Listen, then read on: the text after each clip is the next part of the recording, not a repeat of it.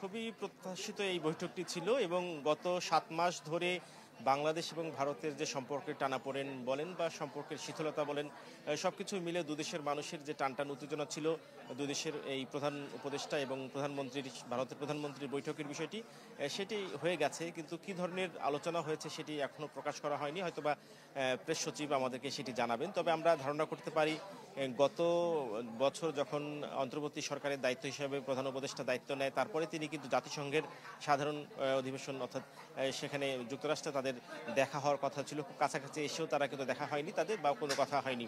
তার ৭ মাস পর যদিও এই বৈঠকটি নিয়েও কিন্তু একটি অনিশ্চয়তা ছিল, দুদেশের মিডিয়াতে প্রচার হচ্ছিল যে তাদের সম্ভাব্য বৈঠকটি হতে পারে, সেই অনিশ্চয়তা কাটিয়ে কিন্তু আজ সেই বৈঠকটি হলো।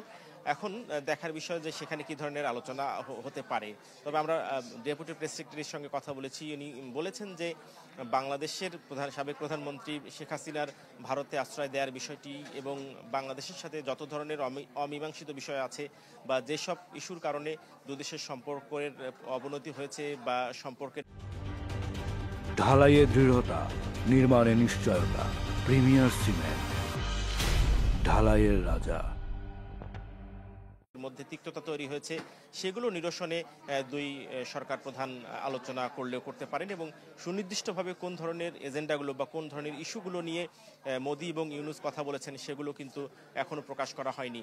যখন আনুষ্ঠানিকভাবে জানানো হবে এবং এর মাধ্যমে ভারত এবং বাংলাদেশের সম্পর্কের যদি পরিবর্তন আসলেও আসতে পারে, সব কিছু নির্ভর করছে তারা যদি কোনো ধরনের কমিটমেন্ট বা কোনো ধরনের প্রতিশ্রুতি দিয়ে থাকেন যে হ্যাঁ, আমরা গত ৭ মাস আমাদের মধ্যে যে ধরনের পরিস্থিতি ছিল সেটি আমরা চাই না, দুদেশের জনগণের জন্য ক্ষতি হচ্ছে এমন কোনো সিদ্ধান্তে আমরা আটকে থাকতে চাই না।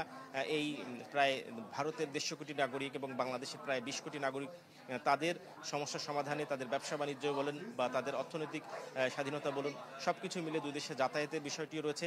এই অঞ্চলের মুক্তির জন্য অর্থাৎ বিমস্টেকের পাশাপাশি এই দ্বিপাক্ষিক সম্পর্ক উন্নয়নের জন্য তাদের যে ধরনের পদক্ষেপ নেওয়া উচিত, তারা সেই বিষয়গুলোতে কিন্তু আলোচনা করেছেন। সব মিলে এখন দেখার বিষয় যে আসলে তারা কোন অবস্থানে আছেন এবং তারা কি তাদের অবস্থানে অনড় রয়েছেন নাকি তারা দুদেশের মানুষের জন্য তাদের এই ধরনের পরিস্থিতি থেকে বের হয়ে আসবেন। সবকিছু মিলে এই ছিল বিমস্টেক সম্মেলনের সর্বশেষ দিন এবং সবচেয়ে ভালো বিষয় হচ্ছে এই বিমস্টেকের সভাপতির দায়িত্ব নিল বাংলাদেশ এবং পাশাপাশি ডক্টর মোহাম্মদ ইউনূস। শরীফ, এই ছিল ব্যাংকক থেকে বিমস্টেক সম্মেলনের সমাপনী দিনের সর্বশেষ খবর।